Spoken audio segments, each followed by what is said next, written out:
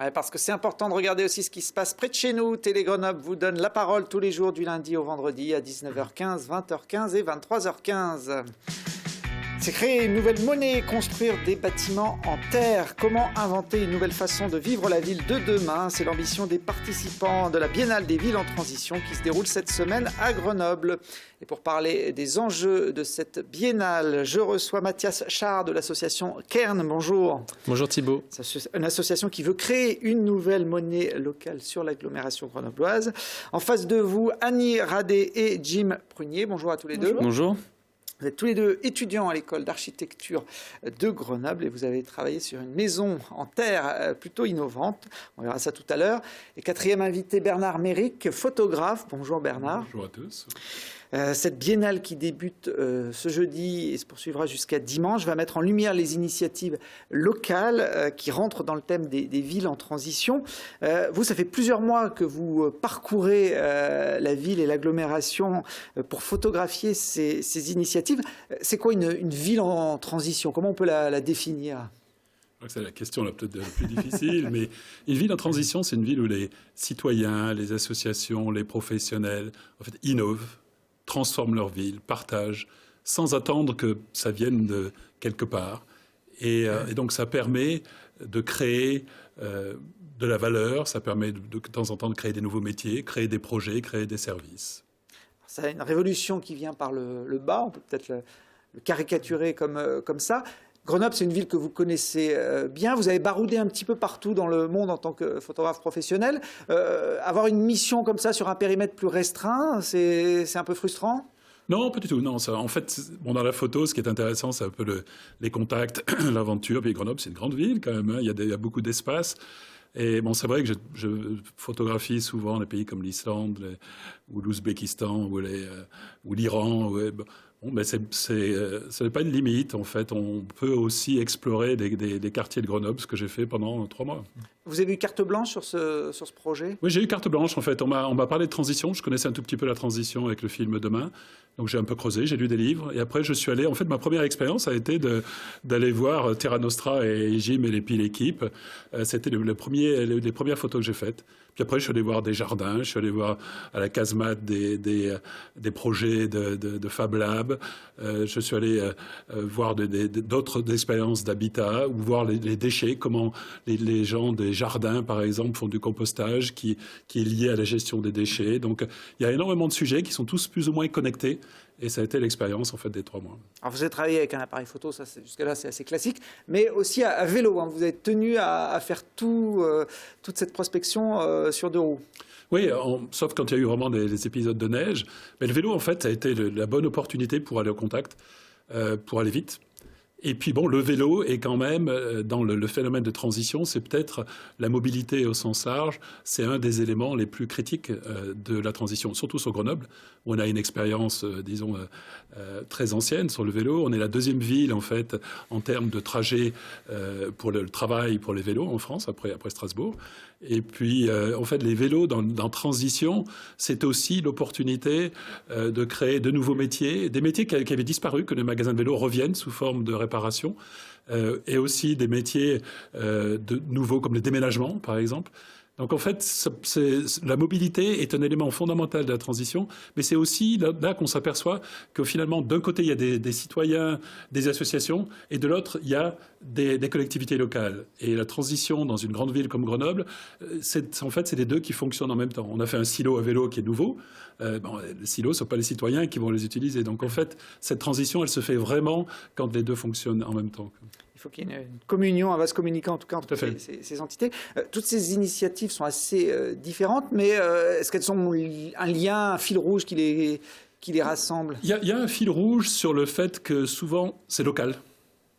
Donc ça va permettre de parler du Cairn. C'est local, c'est souvent innovateur.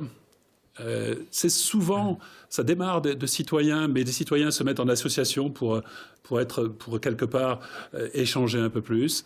Et puis les initiatives sont liées entre elles. Par exemple, si vous prenez un jardin, il y a du compost qui est dans la gestion des déchets. Il y a des circuits courts pour l'agriculture. Donc c'est lié à ça aussi. Prenez l'énergie qui est liée à l'habitat, la mobilité qui est liée aux infrastructures et aux nouveaux métiers. Donc en fait, on s'aperçoit, c'est un peu comme le cycle des Jeux Olympiques, on va bientôt fêter le cinquantenaire. Toutes ces initiatives, habitat, énergie, mobilité, démocratie, monnaie locale, tout ça c'est lié et c'est difficile de les isoler en fait. Et donc ça fait une espèce de système. Et en fait, Grenoble est très très bien placé pour ça. Je pense que Grenoble a la transition dans les gènes. Hein. Depuis une éternité, on fait des transitions. Depuis la ganterie, les houilles blanches, le CEA, les pôles de compétitivité, on est on est en fait nous au milieu de cette transition. Il y a des initiatives qui se voient plus que d'autres. Depuis quelques années, le street art a envahi, en tout cas a commencé à s'implanter dans les rues de Grenoble. On voit d'ailleurs quelques-unes de vos photos, des fois de façon très discrète. Ça aussi, ça change la perception qu'on peut avoir de notre ville ? Oui, ça change. Bon, c'est pas toujours, c'est un peu décrié de temps en temps, mais ça apporte de la couleur. Ça apporte de la couleur, ça met l'art dans la rue. Et il faut avouer qu'en fait, quand on est en vélo, et ça c'est aussi un avantage, c'est qu'on voit tout ça. C'est de petits dessins de la petite Poissonne qui a fait ce dessin sur le pont. Si on passe en voiture, on ne le voit pas. Là, on s'arrête, on prend une photo, on la met en perspective. Donc en fait, c'est une dimension supplémentaire culturelle de la transition. Et je pense que c'est une très bonne chose. Alors, toutes les photos que vous avez réalisées, une cinquantaine, je crois, vont être exposées pendant ces 4 jours de biennale. La plupart dans la rue, sur des grands formats. Hein. Oui, c'était l'objectif, parce qu'en fait, la transition, pour moi, sont les gens qui font la transition. Ça, c'est important. Et les gens font ça. Et donc, on a voulu retransmettre, redonner cette information. Il y a des photos assez amusantes sur Terra Nostra, mais aussi des photos, par exemple, à la Villeneuve, d'un petit Serbe, en fait, qui pose avec sa statue. Et donc, il est en photo. Toute sa famille est venue. Ils étaient presque en pleurs de voir ce genre de choses. Donc, en fait, on est revenu. On a dans les rues, on a 30 photos au Jardin de Ville, à la Bifurque, sur des modules, et on est en train de travailler sur 15 photos très très grand format sur les quais de l'Isère. Donc on revient dans la rue, ce qui est aussi un élément de transition. On pourra découvrir notamment cette dernière photo de vous qui me permet de faire la transition. Il y a les montagnes, mais il y a une toiture qui laisse deviner derrière une construction un peu particulière, puisque c'est le projet Terra Nostra, un projet collectif mené notamment par l'école d'architecture de Grenoble. Jim, il est parti d'où ce projet ? Ce projet, en fait, il est parti en septembre de l'année dernière. 2015. Voilà, 2015, où toute notre promotion, donc nous, il y en a qui reviennent d'Erasmus, il y en a qui continuent dans la lignée, etc., de la licence et tout ça. Et donc, on nous propose de travailler sur la conception, la réalisation, puis la fabrication et le montage d'un prototype d'habitat au complet. Donc, un rêve de construire alors qu'on est encore étudiant. En fait, voilà, ce projet-là, on part avec un postulat de base et on était toute une équipe, puisqu'il y avait aussi des étudiants de l'école d'architecture de Lyon. On était vraiment énormément d'acteurs à ce moment-là. Et donc, c'est tout un projet qui commence sur des dessins et des esquisses. Et puis, on voit avec les images, etc., que ça allait beaucoup plus loin que ça, finalement. Annie, le concept de cet habitat nouveau, c'était quoi ? Alors l'idée, c'est avant tout de montrer qu'il y a d'autres manières de construire qui sont possibles aujourd'hui. C'est un peu une alternative au tout béton, des alternatives crédibles avec des matériaux tels que le bois, la terre, la paille, donc, qui sont des matériaux biosourcés. L'idée, c'était également de s'inscrire un petit peu dans une réalité, puisqu'on a travaillé avec l'aménageur de la ville de Grenoble, la SPL, donc qui mène déjà des projets sur la ZAC Flaubert. Donc nous, on s'est inscrit dans la lignée de ces initiatives-là, avec notamment le fait que notre prototype, c'est finalement que l'extraction de toute une réflexion qui a été faite sur un projet urbain plus global, d'un projet de logement collectif. Avec l'idée notamment de se baser sur le principe d'habitat participatif. Donc on partirait du fait d'un petit collectif d'habitants qui souhaiteraient s'unir pour produire un habitat. Donc c'est ce qui nous permet dans notre projet de proposer des espaces partagés, des services communs. Et donc c'était un petit peu les deux postulats, l'idée d'habitat participatif et en même temps d'une manière de construire qui serait autre, avec des matériaux plus respectueux de l'environnement, tant dans leur manière de produire et dans leur recyclage en fin de vie. Jim parlait du travail d'équipe. Je crois que vous avez été pas loin d'une centaine au total, tout corps de métier, jeunes étudiants à collaborer. Hein. Ouais, si on comptabilise vraiment, c'était énormément d'acteurs différents, que ce soit les étudiants comme le corps enseignant qui nous a encadrés tout au long du projet. On a été une majorité d'étudiants en école d'architecture, donc comme je vous disais de Grenoble et de Lyon, mais on a eu vraiment aussi tout l'investissement d'étudiants de l'université de Grenoble, génie électrique, génie civil, etc., ENTPE, les écoles d'ingénieurs de Lyon. Donc vraiment, c'était toute une équipe très complète qui nous a permis vraiment d'aller nous inscrire dans une réalité dans toutes les phases du projet et d'avoir vraiment une sorte d'avant-goût du métier qu'un architecte pourrait avoir demain sur ce genre de construction et sur ce genre de chantier. Un architecte est censé superviser, être capable de superviser toutes les facettes d'un chantier, l'électricité, la plomberie, tout ça. Souvent, on parle un peu de l'architecte comme d'un chef d'orchestre et je pense qu'on s'en est rendu compte à l'occasion de ce projet, mais je pense qu'aussi ça nous a permis d'avoir une certaine humilité par rapport à notre place dans toutes les phases de production de ce projet, puisqu'on a dialogué avec, comme le disait Jim, des ingénieurs, des étudiants en génie électrique. C'est des personnes qui n'ont pas forcément le même langage que nous au départ. Donc il faut forcément que chacun fasse un petit peu des concessions pour arriver à un tel résultat. Et c'est ce qui parfois est difficile, mais ce qui est très enrichissant et ce qui sera notre lot quotidien d'ici quelques mois, puisqu'on sera diplômé en juin.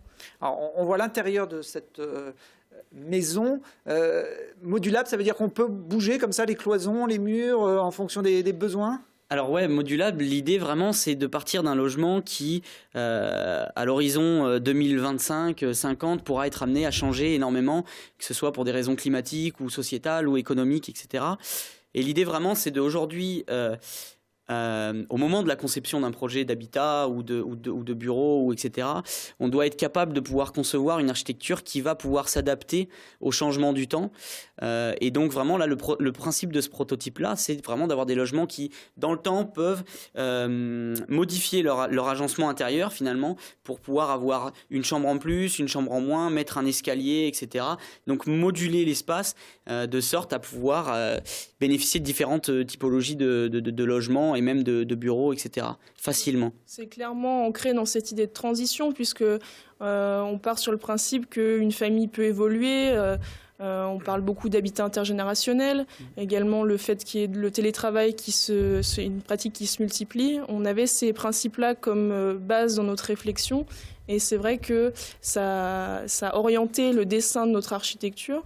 Et voilà, comme le disait Jim, la possibilité de totalement moduler le logement et à plus grande échelle au sein du projet urbain qu'on a dessiné, avoir peut-être des plateaux qui soient complètement des bureaux ou des choses qui sont évolutives dans le temps. Alors ce bâtiment, vous l'avez conçu dans des ateliers à l'île d'Abo et puis vous l'avez amené, on voit les images, alors en accéléré, vous travaillez vite mais quand même pas à ce rythme-là. Vous l'avez remonté complètement à Grenoble, dans le quartier Flaubert. Alors oui, en fait c'est un projet qu'on a mené en plusieurs phases. L'année dernière, on a fait donc 6 mois de conception, donc tout ce qui est dessin, de plans, etc., production de détails de construction. On a eu une phase de 4 mois de préfabrication dans la structure des grands ateliers à Villefontaine, donc qui est une grande halle à disposition des écoles d'architecture et d'ingénierie. On l'a ensuite monté pendant 3 semaines à Lyon. Le premier montage à la Confluence à Lyon pendant 3 semaines. Il est resté à Confluence pendant 3 mois. Et en octobre, on l'a donc démonté. Et on a pu tester notre efficacité au travail puisqu'on l'a réussi à le démonter en 6 jours et à le remonter à Grenoble en 10. Donc 10 jours à Grenoble avec parfois un temps clair et parfois un temps un peu plus dérangé. Mais bon, on a vraiment réussi à tout remonter efficacement et on est prêt maintenant à l'ouvrir à tout le monde à l'occasion de l'inauguration. Alors c'est un bâtiment en terre et en bois essentiellement pour les matériaux. Alors le bois essentiellement pour tout ce qui est de l'ossature et la terre en fait c'était l'idée de l'utilisation de manière contemporaine plutôt en seconde œuvre. Puisque le préalable de départ, donc ce projet est initié pour le Congrès international de l'architecture de terre qui avait lieu à Lyon cet été, au mois de juillet. Donc c'était un petit peu le point de départ du projet. Donc nous, c'est ce qui nous a encouragé à utiliser le matériau terre dans notre projet. Donc il y a plusieurs techniques, il y a notamment un mur pisé entre la salle de bain et le salon, puisque donc le mur pisé a un petit peu le clin d'œil patrimonial qui est une technique utilisée en Orisère. On a également des techniques d'enduit, à la fois intérieur-extérieur. On a des systèmes aussi de paille, là pour le coup c'est pas de la terre, mais toujours dans cette logique de matériaux biosourcés avec un impact moindre sur l'environnement. On a des blocs de terre-paille dans les murs en remplissage pour l'isolation. Voilà, donc on a essayé un petit peu plusieurs techniques et l'idée c'est d'utiliser le bon matériau au bon endroit. Vous l'avez visité, Bernard, pour le photographier, ce bâtiment? Plusieurs fois, et puis en fait j'y passe beaucoup de temps parce que certaines des photos, une dizaine de photos sont dans le parc Flaubert qui est à côté. Et bon, c'était spectaculaire, hein. C'est vrai que j'ai pris des photos, on a fait des montages, c'est une très très bonne expérience. Un des points d'ailleurs amusants, c'est que c'est à la Bifurque, quartier Flaubert, et je pense que la transition, il faut bien le dire aussi, c'est beaucoup dans les quartiers. C'est là qu'il y a beaucoup d'innovation. C'est là que ce bâtiment, et quand vous travaillez, moi je prenais des photos, le nombre de personnes qui sont venues, qui disaient mais qu'est-ce qu'on va en faire, qu'est-ce que c'est, c'est vraiment une intégration dans le quartier.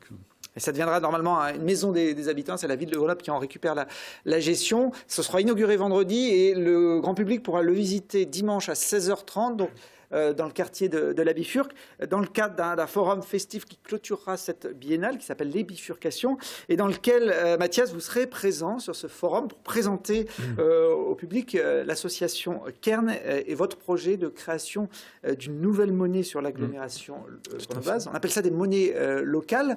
C'est quoi le principe d'une monnaie locale? Alors effectivement, on appelle ça des monnaies locales complémentaires, c'est-à-dire que de la même façon que l'euro est une monnaie, le Cairn, qui sera le nom de cette monnaie sur le bassin de vie grenoblois, sera une monnaie à part entière, donc avec des coupures de billets de 1, 2, 5, 10, 20, 50 Cairn.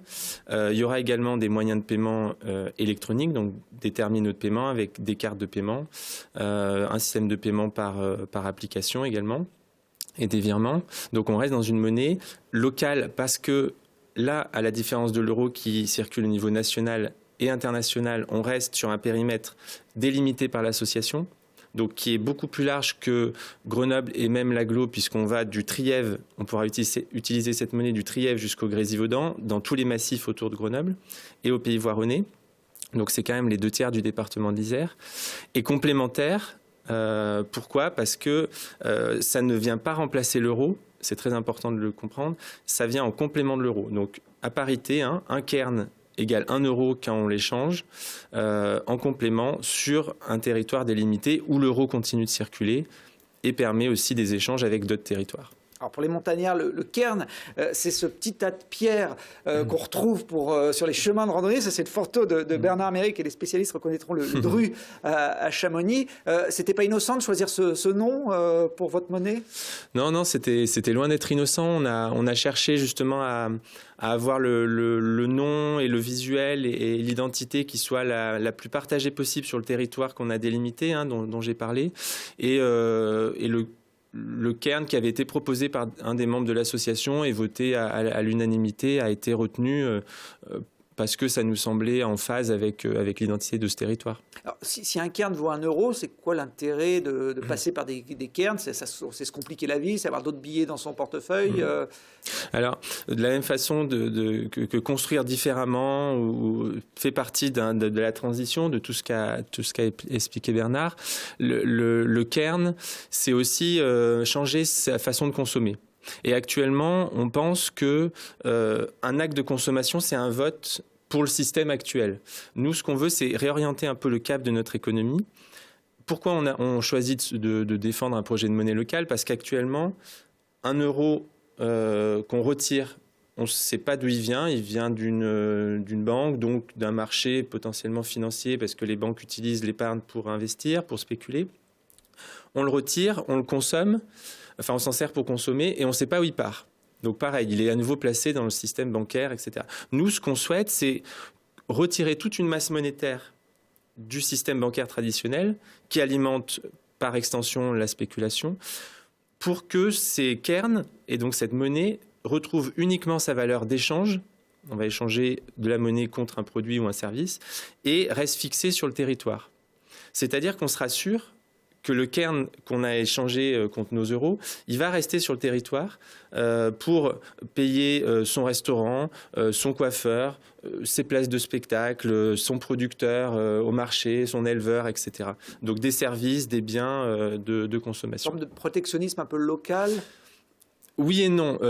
C'est plus une relocalisation de l'économie et essayer d'encourager les savoir-faire, notamment, encore une fois, je m'appuie sur l'exemple de mes camarades, savoir-faire en terre. Donc voilà, l'artisan, mais ça peut être aussi le boulanger qui fait son pain de qualité avec de la farine locale. Plus qu'un ultra-protectionnisme local qui n'est pas sain. On n'est pas autosuffisant sur nos territoires. Nous, on a choisi un gros territoire pour avoir une cohérence économique importante, mais on ne sait pas tout faire sur notre territoire, on peut pas et c'est très important qu'il y ait encore des échanges avec la Bretagne, le Pays Basque, Paris, l'Allemagne, le Brésil, parce que voilà, on vit dans un monde complet. Cette monnaie, là vous êtes encore au stade du projet, mais a priori vous comptez la lancer pour la rentrée. Hein. Ouais, c'est ça, elle sera lancée entre septembre et janvier 2018. Pour différentes raisons, on n'a pas encore fixé la date, mais en tout cas c'est sûr qu'au maximum en janvier 2018, sur tout le territoire que j'ai décrit, on pourra payer ses biens et ses services en cairn dans le réseau de partenaires qui l'accepteront. On a déjà rencontré plus de 200 partenaires économiques, donc commerce, éleveurs, producteurs, artisans. Les 2/3 sont prêts déjà à accepter et on continue notre travail sur tous les territoires pour ça. Et il y aura une banque cairn à Grenoble où on pourra amener nos euros et récupérer des cairns. Alors, il y aura des comptoirs de change qui seront sur les différentes zones des villes concernées, des territoires concernés, où on pourra venir avec nos euros échanger nos cairns. Et puis, il y aura, comme j'ai dit, des paiements numériques où là, il suffira d'avoir sa carte cairn, qui sera une carte d'adhésion et de paiement pour payer en cairn. Bon, très bien. Donc encore quelques mois de patience. Si vous voulez en savoir plus, vous avez une réunion, je crois, cette semaine, un jeudi. Oui, on a 2 réunions jeudi soir. L'une au Prunier Sauvage à 18h30, donc dans le secteur Mistral-Auclair, dans le cadre du Club des spectateurs, et l'une à la Clinique Rocheplane le même soir, jeudi à 20h. Donc ça, c'est à Saint-Martin-d'Air. Et on sera présent tout le week-end sur les différents stands et actions de la ville en transition. Ah ouais, notamment donc dimanche après-midi à la bifurque. Exactement. Bifurcation. J'espère que l'an prochain, vous reviendrez nous présenter concrètement cette nouvelle monnaie locale. Merci en tout cas à tous les quatre. Merci. Bonne transition dans vos vies et dans cette fin de semaine. Nous, on se retrouve demain pour la dernière émission de la semaine. On parlera de Miss, de jeunes filles très jolies qui concourront au titre de Miss Isère.